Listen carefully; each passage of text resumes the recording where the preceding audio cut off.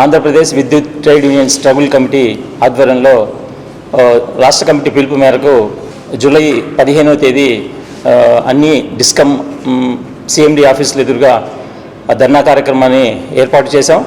అదేవిధంగా ఎస్పీడీసీఎల్ ముట్టడి ఈరోజు జూలై 15వ తేదీ కార్యక్రమాన్ని అందరూ రెగ్యులర్ ఎంప్లాయీసు అదేవిధంగా కాంట్రాక్ట్ అవుట్సోర్సింగ్ ఎంప్లాయీసు ఎక్కువ మంది పాల్గొని దాన్ని జయప్రదం చేయవలసిందిగా ఈ సందర్భంగా అందరికీ పిలుపునిస్తూ ఉన్నాము.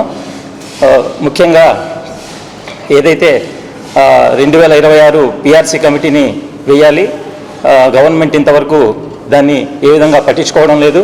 అదేవిధంగా ఇప్పటికే 4 డిఏలు పెండింగ్ ఉన్నాయి, అన్నీ బేషరతుగా విడుదల చేయాలని ఈ సందర్భంగా మేము డిమాండ్ చేస్తూ ఉన్నాము.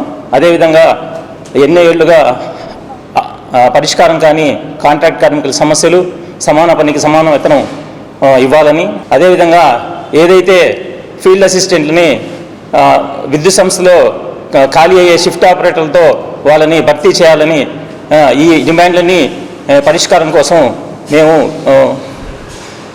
సిఎండి ఆఫీస్ ముందు జూలై 15వ తేదీన ధర్నా కార్యక్రమాన్ని ఏర్పాటు చేశాము. ఈ ప్రోగ్రామ్ని అందరూ జయప్రదం చేయవలసిందిగా కోరుచున్నాను. రాష్ట్ర స్ట్రగుల్ కమిటీ పిలుపులో భాగంగా ఈ నెల 15వ తేదీ అన్ని డిస్కమ్ ఆఫీసుల వద్ద ధర్నా కార్యక్రమం చేపట్టి ఉన్నాం. ఈ కార్యక్రమానికి ముఖ్య ఉద్దేశం విద్యుత్ సంస్థలో ఎన్నో ఏళ్ళుగా పనిచేస్తున్న కాంట్రాక్ట్ కార్మికులందరినీ విలీనం చేసుకొని రెగ్యులర్ చేయాలని చెప్పి డిమాండ్ చేస్తూ ఉన్నాం. అదేవిధంగా 2019 తర్వాత జరిగిన కాంట్రాక్ట్ కార్మికులకు అందరికీ కూడా 129 జీవో అని అమలు చేయాలని చెప్పి డిమాండ్ చేస్తూ ఉన్నాం. అదేవిధంగా విద్యుత్ సంస్థలో పనిచేస్తున్న కాంట్రాక్ట్ కార్మికులందరికీ తెలంగాణ తరహాలో ₹1,00,00,000 బీమాని ప్రమాద బీమాని వర్తించే విధంగా బీమా చేయాలని చెప్పి డిమాండ్ చేస్తూ ఉన్నాం. అదేవిధంగా రెగ్యులర్ సమస్యలైనటువంటి 2026 పిఆర్సీ కమిటీని వెంటనే ఏర్పాటు చేయాలని చెప్పి పాత పెన్షన్ విధానాన్ని అమలు చేయాలని చెప్పి కోరుకుంటా ఉన్నాం.